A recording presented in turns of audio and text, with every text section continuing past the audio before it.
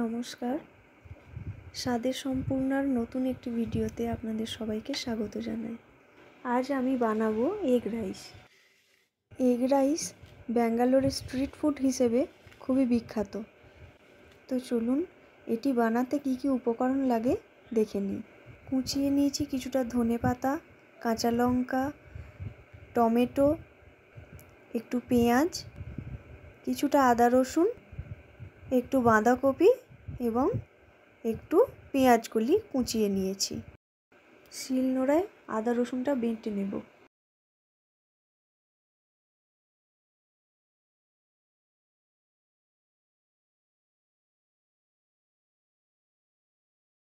আদা রসুনটা বাটা হয়ে গেছে, এবার তুলে নেব।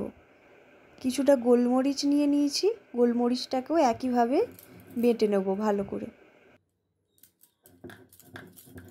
এগ রাইসের জন্য আমি এখানে জিরা রাইসের যে চাল হয় সেই চালটার ভাত করে রেখেছি। আপনারা চাইলে বাড়িতে যে কোনো চাল দিয়ে এটি বানাতে পারেন। দুটো ডিম নিয়ে নিয়েছি। যদি আপনাদের ভাতের পরিমাণ বেশি হয় তাহলে সেখানে ডিমের পরিমাণও আপনাকে বাড়াতে হবে। কড়াই গরম হয়ে গেছে, কিছুটা সাদা তেল দিয়ে দিলাম। তেলটা খুব গরম হয়ে গেছে, ফ্লেমটাকে মিডিয়াম করে দিয়ে একে একে সবজিগুলো ভেজে নেব। প্রথমেই বাঁধাকপির কুচিটা দিয়ে দেব এবং কারি পাতাটা দিয়ে কিছুক্ষণ নাড়াবো। তারপর আস্তে আস্তে পেঁয়াজ কুচি, কাঁচা লঙ্কা কুচি, স্প্রিং অনিয়ন সব সবজিগুলো একে একে দিয়ে দিলাম। এবার 1 চামচ লবণ দিয়ে দিলাম। লবণটা দেওয়ার পর ভালো করে ভাজবো। ফ্লেমটাকে কমিয়ে ভাজবো, না হলে সবজিগুলো পুড়ে যাওয়ার একটা চান্স থাকে। এগ রাইসের ক্ষেত্রে সবজিগুলো খুব কাঁচাও থাকবে না এবং খুব ডিপ ফ্রাইও হবে না, সেইভাবেই সবজিগুলো আমি ভেজে নিই।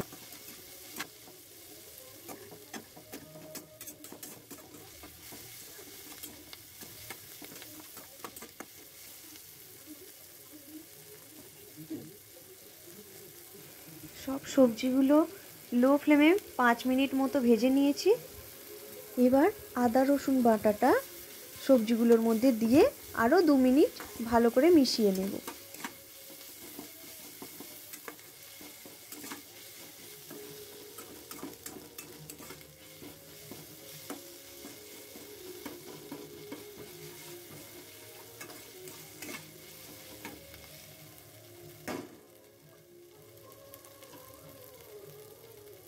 আদা রসুনের কাঁচা গন্ধটা চলে যাওয়ার পর আমরা ডিমগুলো দিয়ে দেব।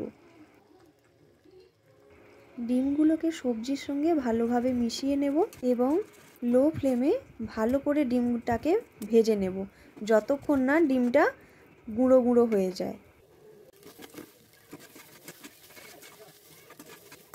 কিছুটা গোলমরিচের গুঁড়ো দিয়ে দেব,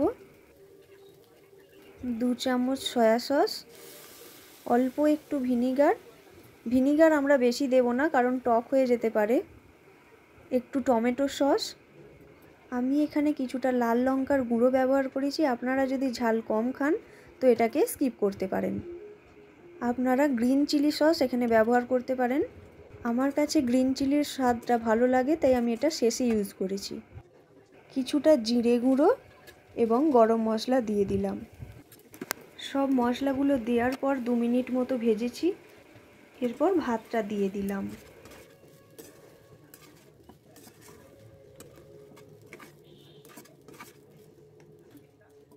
কিছুটা ধনেপাতা দিয়ে দিলাম এবং ভাতটাকে মশলাগুলোর সঙ্গে খুব ভালোভাবে মিশিয়ে নেব। প্রতিটা ভাতের গায়ে যেন মশলা লাগে সেইভাবে ফ্লেমটাকে লো করে মিশিয়ে নেব।